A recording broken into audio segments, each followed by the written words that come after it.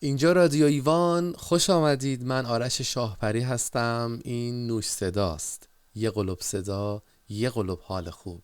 این برنامه ویژه مامانهای درجه یک و خوشگل و باحاله. خیلی مخلصیم. روزتون مبارک. بزنیم بریم.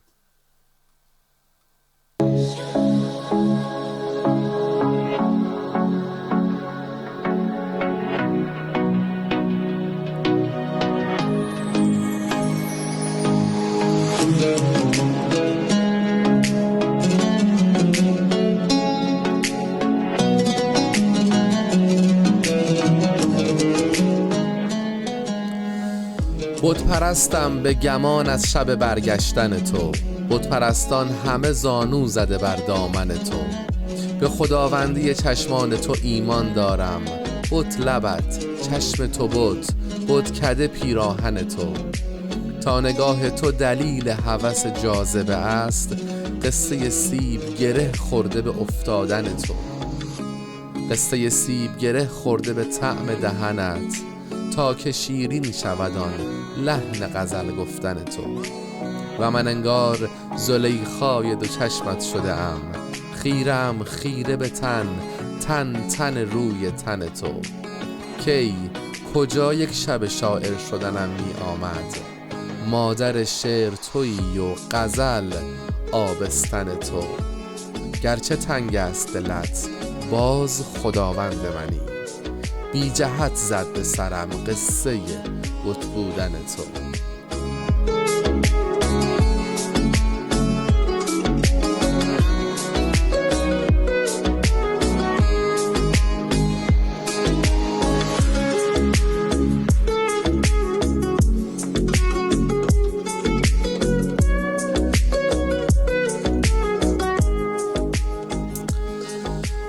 مادر گوشی همراه نداره، ولی همیشه در دسترس ماست. از اپ استور و گوگل استور هیچ گزینه‌ای رو دانلود نمی‌کنه، ولی با زنبیل هنوز نون داغ برای صبحونه تهیه می‌کنه. محبتش همیشه به روز آپدیته، تب کنم برام میمیره، هرگز بی پاسخ نمیگذاره.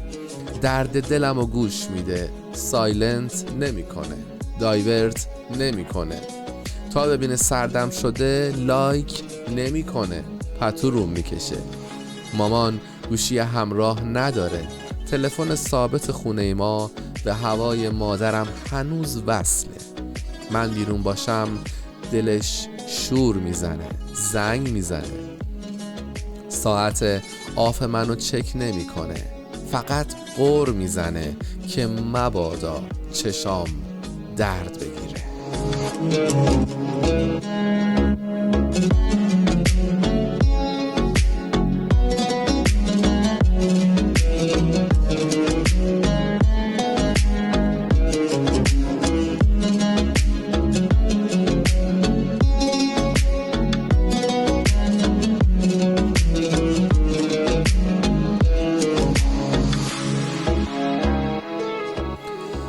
من به یادت روی دل تصویر برتر میکشم، با نگاهت خانه‌ای در کوی دلبر میکشم. روزگاری در قفس با غم هماوا شد دلم، با امیدی حس آزادی به هر در میکشم. عمر نازم بی تو شد حسرت مدار عاشقی، من به عشقت آرزو را چون کبوتر میکشم.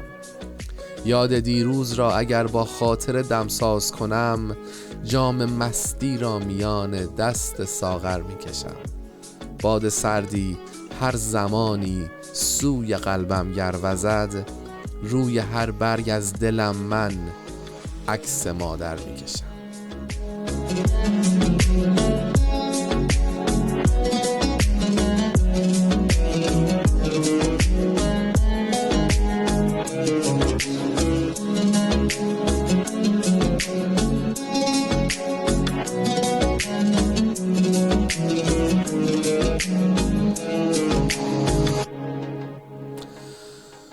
درود عرض ادب. سلام علیکم خانم ها آقایان، دختر خانم ها آقا پسرا. امیدوارم که هر جایی که هستید خوب باشید. مامان های درجه یک، مادرهای مهربون، مادرهای خشمگین، مادرهای باحال، مادرهای شاد، مادرهایی که خستگی ناپذیرین، روزتون مبارک. فکر میکنم که کلمه مادر یا کلمه مامان یا مامی، هر چیزی که شما مادرتون رو صدا میزنید، در خودش نمیتونه گنجایش تمام صفات و چیزهایی که یک مادر میتونه در خودش داشته باشه رو بتونه بروز بده. میگن که کلمات جان دارن، روح دارن، اما واقعا کلمه مادر که جان و روح داره نمیتونه به واقع اون توصیف واقعی اون عظمت و بزرگی یک انسانی که اسمش مادره رو بیان بکنه. میدونید شخصیت عجیبی مادر، معلم میتونه باشه، آشپز همزمان میتونه باشه، میتونه همزمان خونه دار باشه، میتونه همزمان حسابدار خونه زندگی باشه، میتونه همزمان داور زندگی باشه، قاضی باشه، میتونه همزمان قصه بگه، میتونه همزمان بهترین دوستت باشه توی زندگی، میتونه همزمان خشمگین ترین دشمنت باشه. ولی قلب مادرها پر از اسرار مگو هستن که از حالا بچه ها، هر کسی میاد یه درد دلی پیش مامانش میکنه و فکر میکنم که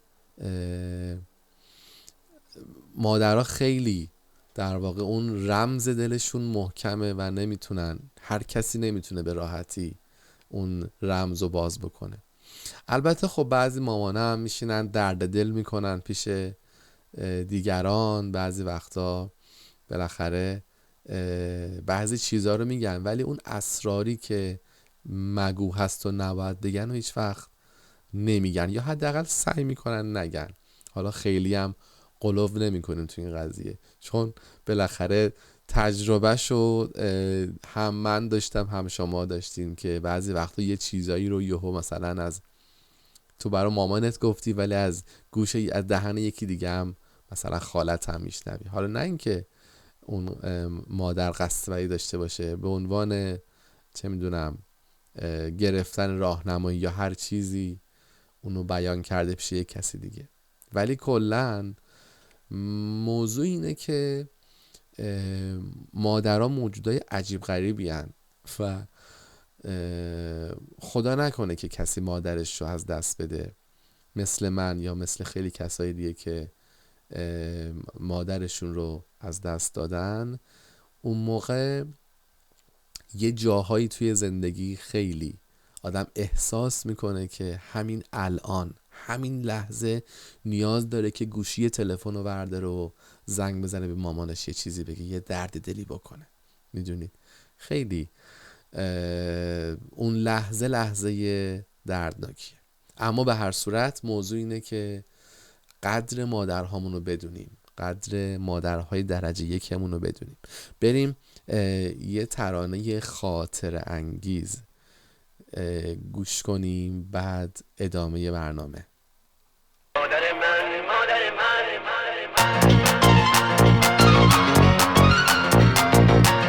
رمیکس بای شهزاد تهران.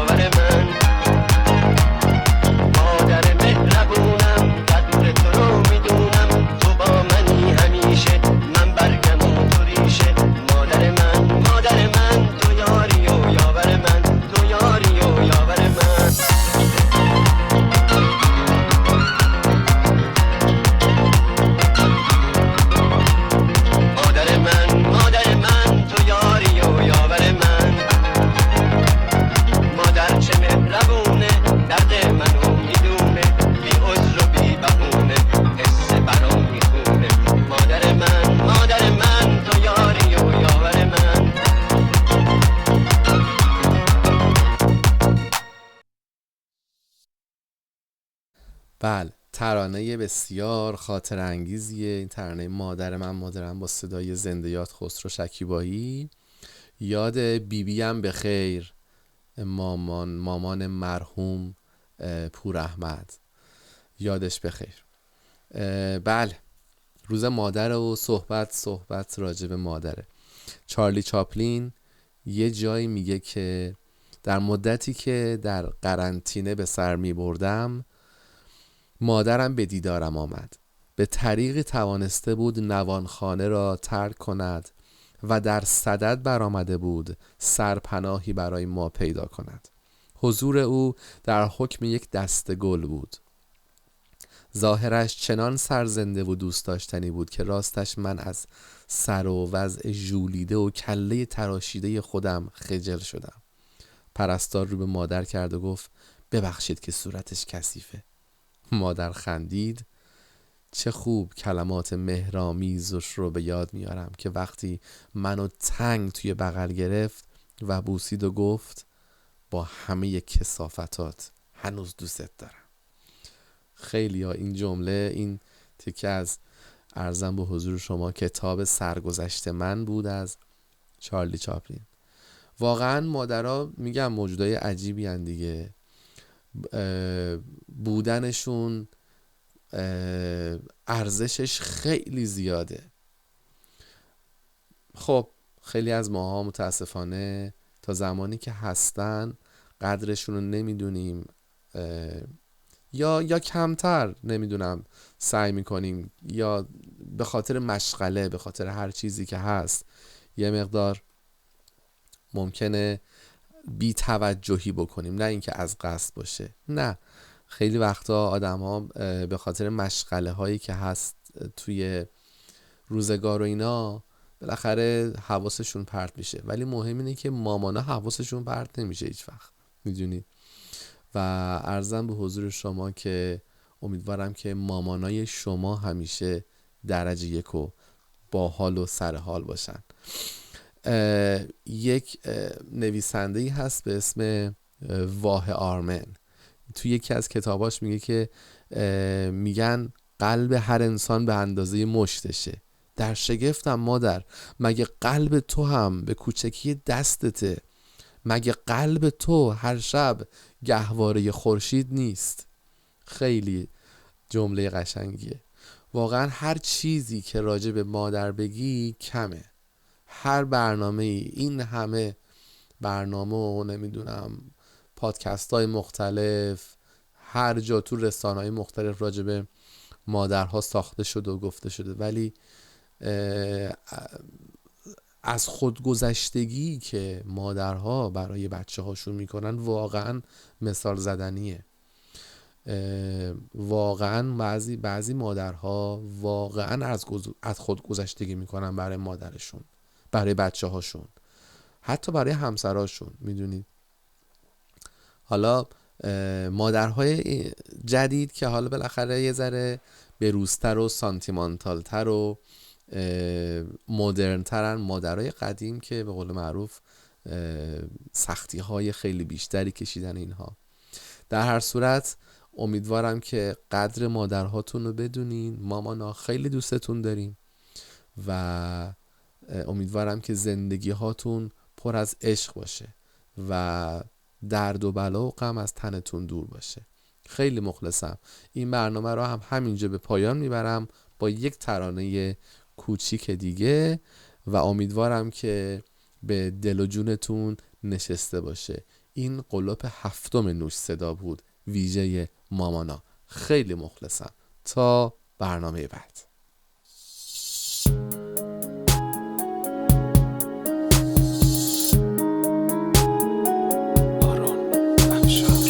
مادرم حرفی بزن که تشنه لالاییم، من که جان میدم برایت همدم تنهاییم. من همیشه کودکم، آغوش تو جای من است. من اگر خوبم دایت پشت دنیای من است.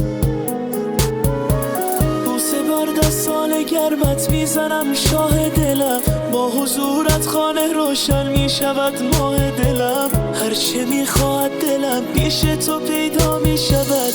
این همه خوبی چجوری در دلت جا می شود؟ ما در همه جا